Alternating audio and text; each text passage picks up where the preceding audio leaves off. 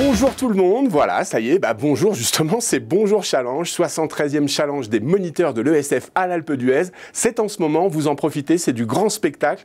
Et alors, en parlant de grand spectacle, exceptionnellement, dans cette émission, il n'est pas en rouge, c'est pas un rouge, mais c'est un grand champion qu'on a avec nous. Et c'est Samuel Eki. Salut Samuel, comment vas-tu ?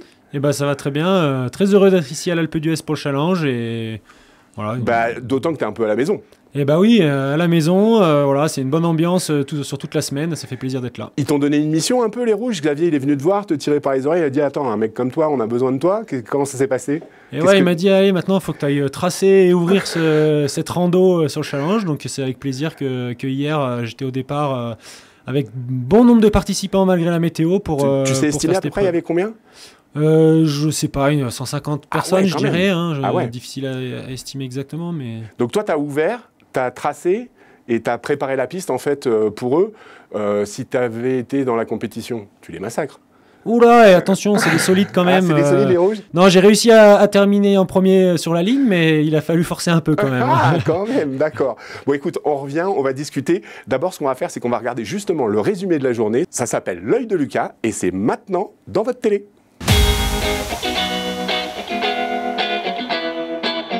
Troisième jour sur le challenge de l'Alpe d'Huez. Il neige, on se croirait en hiver.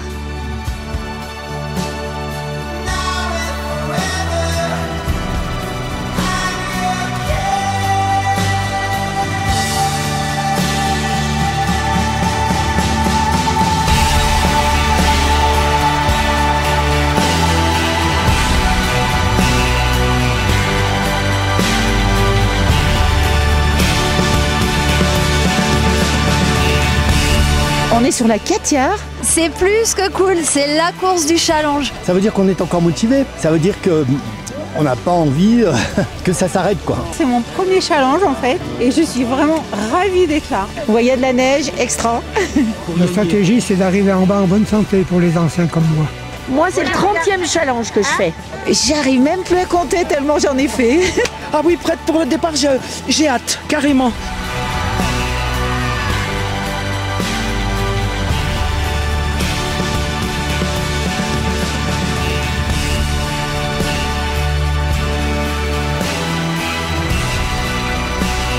Salut, ça y est, on est sur l'épreuve du ski de rando et feu!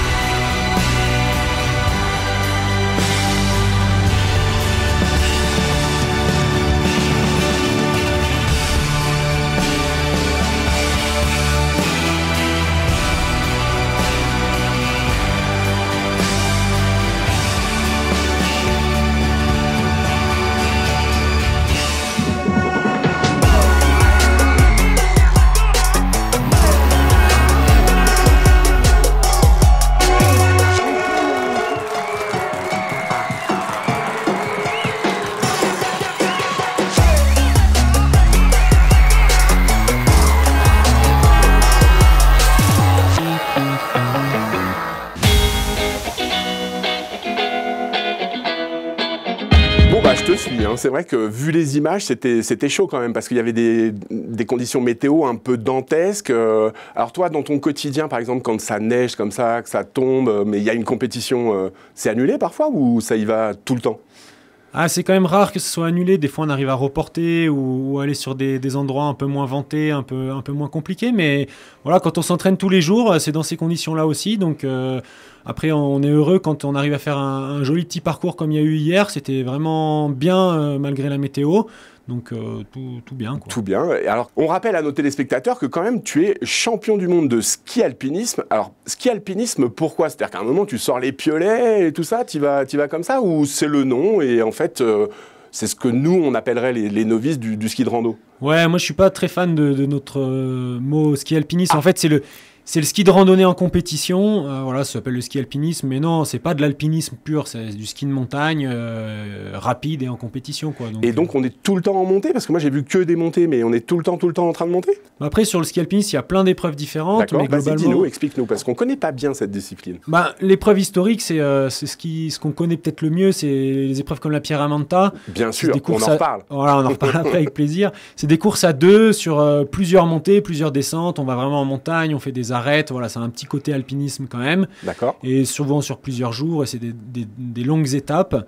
Après, il y a un format individuel qui est un peu cette course-là, mais en individuel, un peu plus court. C'est un tour de 1500 mètres de dénivelé, plusieurs montées, plusieurs descentes également. Un peu plus court, 1500 mètres de dénivelé. Voilà.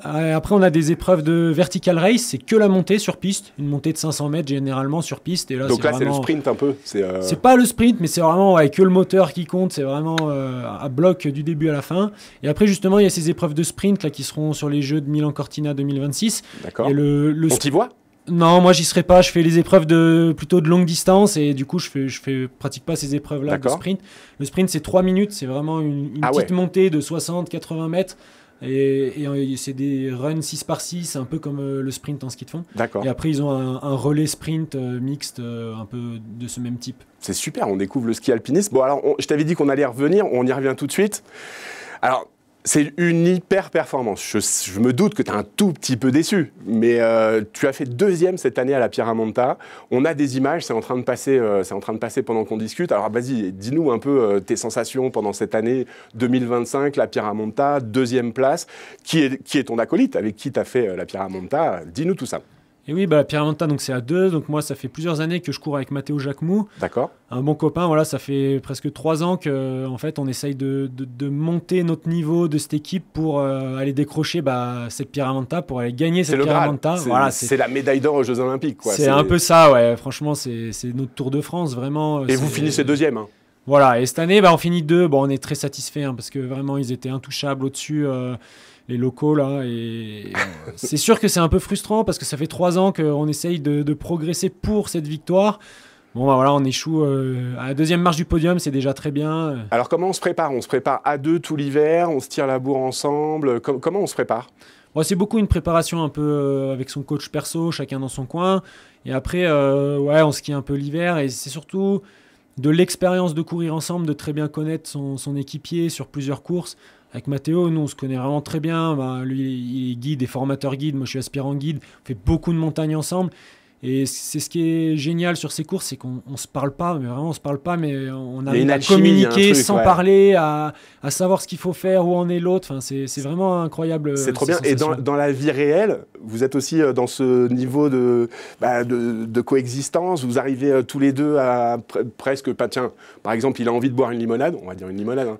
Tu le sens qu'il a envie de boire une limonade. Non, c'est pas autant. Il n'y a que en course quand même où il y a un peu cette alchimie qui se crée vraiment. D'accord. C'est votre moment à vous deux. Et comment ça se passe après? Alors, tu me dis, c'est un peu chacun de son côté, mais du coup, vous vous appelez, j'en suis là, j'en suis pas là, vous faites des visios. Comment vous communiquez tout au long de l'année?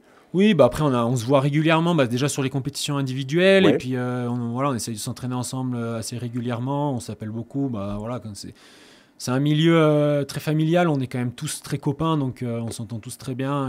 Ouais, c'est une famille. C'est une grande famille, ouais. D'accord. L'année prochaine, on la gagne? J'aimerais bien. Malheureusement, ça fait 3 ans qu'on court ensemble avec Matteo. Matteo, il va partir un peu sur des nouveaux projets. Il va sûrement pas courir donc l'an prochain. Il va falloir recréer une équipe. C'est difficile. Donc dès la gagner dès le commencement d'une nouvelle équipe, c'est ambitieux. C'est assez compliqué. On verra peut-être. Et alors nous qui sommes un peu novices, en quoi c'est très important cette alchimie? C'est-à-dire que des fois vous avez des décisions à prendre pendant la compétition ou vas-y fais-le, ou c'est moi qui le fais, ou comment ça se passe? Ouais, je pense que des fois on se sent fort, mais les adversaires le sont aussi. Des fois, on est moins bien, mais les adversaires... Enfin, il faut aussi... Il y a une science de la course, essayer de comprendre où en sont les adversaires, où en est son équipier, s'il a vraiment grillé toutes ses cartouches déjà ou pas, s'il y a de l'énergie. C'est ça qui fait le jeu de ces courses par équipe. Ouais. Alors, avant, tu bossais ici, à l'Alpe d'Huez, à la SATA. On leur fait un petit coucou parce qu'ils ont fait encore un gros boulot là, pour le challenge. T'as vu, il y avait du taf et ils ont fait un super boulot. Tu me disais tout à l'heure, tu es aspirant guide. Ça veut dire que tu vas te balader avec les gens, tu vas quand même prendre plutôt des groupes plutôt déjà férus. Comment ça se passe? C'est-à-dire qu'à partir de quand on passe aspirant guide à guide? Ouais, c'est exactement comme les moniteurs stagiaires et puis après diplômés. Hein. C'est ça, nous c'est aspirant. Donc là, tu es en cours de formation. Voilà, exactement, c'est ça. Et il te reste quoi? En fait, il te reste un peu de pratique. C'est parce qu'en fait, tous les enfants de l'Alpe d'Huez qui nous regardent de temps en temps à la télé, ils rêvent de ces boulots-là. Vas-y, c'est quoi le parcours pour devenir un vrai guide de haute montagne? Ouais, je pense que c'est déjà, faut avoir vraiment l'amour de la montagne et puis. Faut bien travailler à l'école. On commence par ça parce que les parents, c'est important. Ouais, faut bien travailler à l'école. Voilà. Non, après, faut aimer notre milieu, quoi. C'est sûr que c'est tous nos métiers de montagne, faut aimer le milieu, hein, que ce soit. Moi, quand je bossais en tant que technicien, j'ai aimé être dans le milieu pour bosser un technicien sur les remontées, tout ça. Les moniteurs, c'est pareil, les guides, c'est pareil. Enfin, voilà, faut aimer le milieu, pratiquer le milieu. Ouais, ça c'est quelque chose qu'on partage tous, cet amour de la montagne. Carrément. Juste on se lève le matin, on regarde, on se dit ouais, on est bien là quand même, hein. On est pas mal. Puis toi après tu vas jusqu'au bout, tu vas jusqu'à là-haut, jusqu'à ce qu'on voit quand on ouvre les volets. Toi tu vas jusqu'au bout. Et du coup ton été il s'articule comment? Parce que j'ai vu des images sur YouTube, alors surtout allez voir le compte YouTube de Samuel, parce que c'est un truc de dingue. Il y a des images, vous savez, rien que d'en parler, tu sais quoi, j'ai des frissons. Il y a des images, t'es vraiment sur le bord de la crête, t'es là. Alors est-ce que c'est la caméra qui nous fait cette impression où c'est vraiment flippant, ou est-ce que quand même quand on y est, on fait vraiment très très attention à ce qu'on fait? Ah, il y a un peu les deux, je pense. Non, ouais, les images, c'est toujours pareil, hein, on montre toujours ce qu'on veut montrer. Hein, ouais, mais non, ouais, moi j'aime bien l'été me promener en montagne, voilà, même pour ma formation. Jamais seul, j'imagine? J'aime bien aussi seul. La montagne seule, j'aime bien. Après, voilà, faut assumer les conséquences derrière. On le conseille pas aux novices. Hein. Si vous arrivez cet été en vacances, vous allez pas faire comme ça des choses comme ça. Non, mais c'est petit à petit, voilà, de randonnée, etc. Mais c'est sûr que oui. L'alpinisme, la montagne, le ski de randonnée, tout ça, c'est quand même des choses qu'il faut être encadré ou alors vraiment avoir de très très grosses connaissances. Mais... Alors, on imagine bien que pour faire les sports que tu pratiques, que ce soit l'été ou l'hiver, il faut une bonne condition physique. De temps en temps, il y a un peu de passage en salle ou pas besoin, pas nécessaire?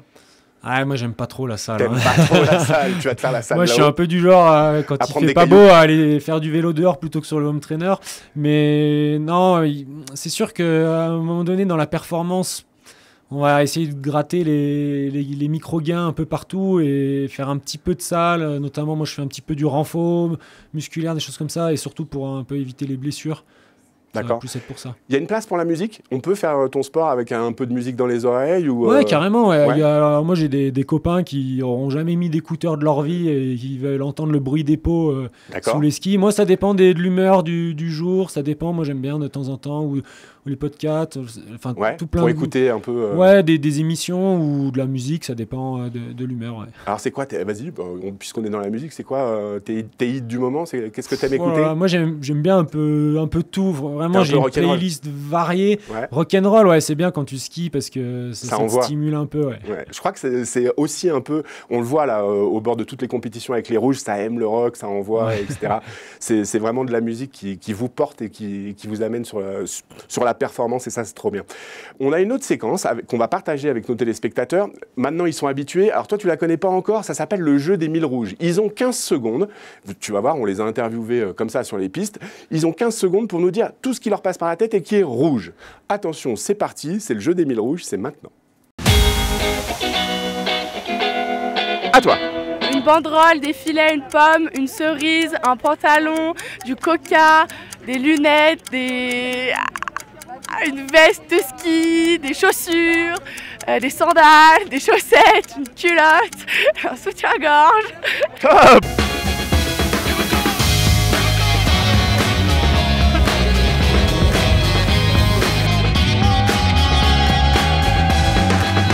De piste. Rouge-gorge. Une Ferrari. Marque atomique. SF. Matelas rouge. Bulle.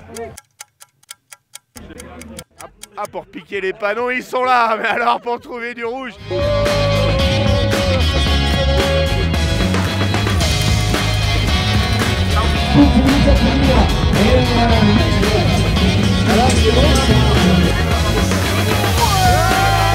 Un moniteur. Une barre de gym. Un cerf-volant. Des skis. Une tomate. Une pomme. Une cerise. Un sac. Une fraise. Passe. Des bâtons. Des chaussures. Des skis. Un bout. Un bonbon.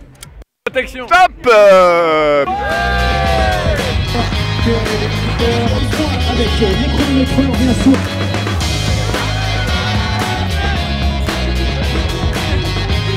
C'est parti, des trucs rouges. Des skis atomiques. Pomme. Les cerises. Tomate. Les tenues SF. Johan Bourré. Sang. Les règles. Le Caire. Voilà. Allez. Et voilà.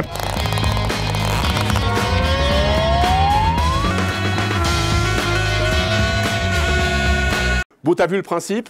Voilà, ils ont 15 secondes, ils nous donnent des trucs rouges. Bon, je t'ai pas prévenu. Alors, c'est pas grave, panique pas. T'as 15 secondes, tu vas toi aussi nous faire le jeu des 1000 rouges, puisqu'on le fait avec tous nos invités. Donc, Samuel, attention, 3, c'est la première compétition dans cette émission. 2, 1, c'est parti. Dis-nous. Les pulls rouges, un ski atomique rouge, un camion de pompiers. Ah oui, t'es le premier. Une fleur rouge. Une cerise, une fraise. Mais ouais, on arrive à l'été. Une pomme, hein. Ouais, stop, voilà, 15 secondes. Bon, c'était pas mal, ouais, ça va vite, hein, 15 secondes, c'est rapide. Bon, merci d'avoir participé à ce jeu. Vous êtes tous les invités là, vous êtes passés par ce jeu. Tu as été très très bon, c'était vraiment bien. Alors aujourd'hui, les compétitions pour le challenge, le 73e challenge des moniteurs de l'ESF. Aujourd'hui, il y a du ski, plutôt féminin. On a toutes les finales féminines. Toi, tu vas aller un peu au bord ou tu vas aller au bord un peu des pistes pour voir ce qui se passe? Tu restes avec nous là jusqu'à la fin de la semaine, tu vas faire la fête, etc. Ou tu as des choses à faire? Ouais, non, moi je suis passé un petit coup là, voir tout le monde et après il faut que moi je prépare les dernières courses là, de haute altitude, du coup je vais en profiter pour... mais c'est quand alors ça, les dernières courses de haute altitude? Et dans 10 jours, là, on est du côté de l'Italie, dans les Monts Roses. Là, donc c'est la Mezzalama, une course emblématique. C'est une traversée de sommet à plus de 4000. Donc, faut préparer un peu ça, la dernière course de la saison. Il y a moyen de vous voir? C'est-à-dire qu'il y a moyen, par exemple, sur YouTube ou sur des choses comme ça? Ouais, carrément. Un petit peu, vas-y, dis-nous. Ouais, je crois qu'il y a un petit live, mais bon, à 4000 mètres, c'est vite compliqué. C'est chaud, ouais. Surtout vu les conditions un peu annoncées. Mais après coup, ouais, faut regarder.